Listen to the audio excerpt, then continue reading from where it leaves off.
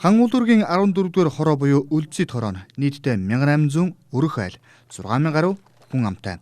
Нийслэлийн аслагдсан ороодын нэг. Гэсэн хэдий ч өнгөрсөн 4 жилийн хугацаанд олон бүтээн байгуулалтын ажил хийгдэж, бусад хороодын адил хөгжиж байгааг иргэд онцоллоо. Тухайлбал иргэдийн дэвшүүлсэн, худаг, хорооны барьны их засварын ажил болон шин цэцэрлэг байгуулах ажлууд бүгд хийгджээ. Үүнээс гадна хэдхэн хоногийн дараа 2 км авто замын ажил эхлэх гэж байна.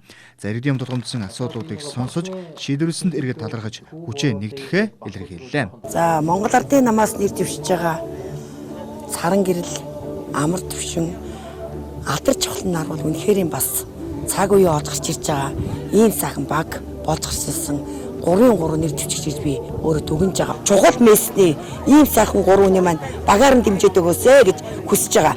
Ер нь иргэд минь ийм сонголтыг алдвал ард түмэн бид нар өөрсдөө хохирноо.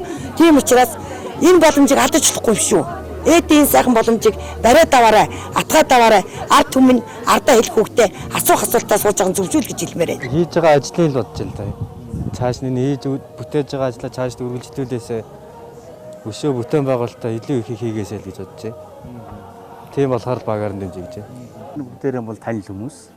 Бас ажиллаа мэддэг, ажил хийж байгаа, бэрхшээлийг мэддэг, цааш тийх ажлаа мэдсэн ийм хүмүүс учраас энэ хүмүүстэй бол сэтгэл өндөр байгаа. Хүрэл сүхийн баг ажилласан энэ 4 жилд хийсэн ажилтай, хүнд хэлэх үгтэй, цаашид хийх зорилттой, эхлүүлсэн ажилтай ийм байна. Нэг нь босгож ирдэг, нэг нь унгаддаг. Ийм л хэмжээтэй явлаа. Ийм учраас энэ намыг ядаад нэг 8 жил энэ ажлыг хийчихье. Гэсэн ийм хоёрын бодолтой байна. 2014 оноос хойш цалин нэмээгүй байж 18-9 онд нэмсэн. Гэхдээ 14 хоног бол дөрөвтэй нэмсэн. Энэ бол одоо манай багш нар мэдж байгаа. Ер нь төрийн албан агчдын цалин бол гайгүй болж ирсэн. Тэгвэр нэмэгдлээ. Ингээд энэ зүйл бол одоо яагаад бид нэр өрх гэрт ирж байгаа төр засгийн хайр халамжаа. Сургууль маань ат тустай болсон байгаа юм. Түрүүндээ хороон дарагтай бас асуулаа. Сургууль ат тустай болсон. Эмнэлэг машинтай, 2 машинтай дахиад гэлгэж байна. За ийм сайхан одоо хөгжил дэвшил байна. Өөрөөр хэлбэл ард иргэд чиглэсэн энэ арга хэмжээг үргэлжлүүлнэ гэж улам өргөдгөнөө, нэмэгдүүлнэ гэж мөрийн хөтөлбөрт орсон байгаа. Хөдөлмөрийн хөлсний доод хэмжээнээс бага орлоготой иргэд маань цахим карттай болно. Энэ цахим картаа бариад эмнэлгийн тусламж үйлчилгээ авах, хууль эрх зүйн орчныг бүрдүүлэх ийм залд орсон байгаа гэдгийг бас та бүхэндээ танилцуулъя. Ер нь эрүүл мэндийн салбарын заалт манай 2020 оны сонгуулийн мөрийн хөтөлбөрт нэлээд орсон шүү. Зүрхний төв байгуулна.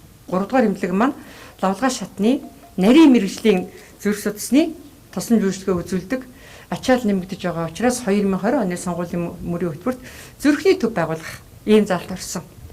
Монгол улс маань 1996 оноос хойш эргэтэн шилжүүлэн суулгадаг болсон шүү дээ. Одоогоор бөөр шилжүүлэн суулгаж байна. Элэг шилжүүлэн суулгаж байна. Ясны чөмөг шилжүүлэн суулгаж байна. 400 гаруй хүнд эх орондоо хийчихэд байгаа.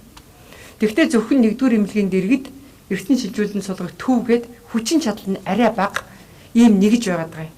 Тийм учраас эргэтэн шилжүүлэн суулгах үндэсний төв барих ийм залт мөн орсон байгаа. Үндэсний онцлогын эмчилгээний төв байгуулагдсан та бүхэн маань мэдж байгаа. Бас 3 жил гатсан байсан.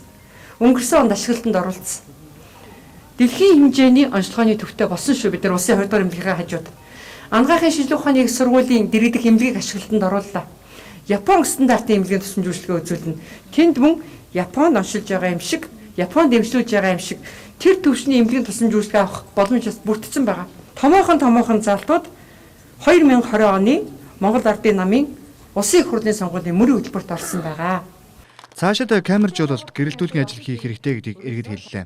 Иргэдийн тулгамдсан эдгээр асуудлуудыг судалж, Монгол Ардын нам мөрийн хөтөлбөртөө тусгасныг онцолж, нэр дэвшигчдийг багаар нь дэмжихийг хүслээ.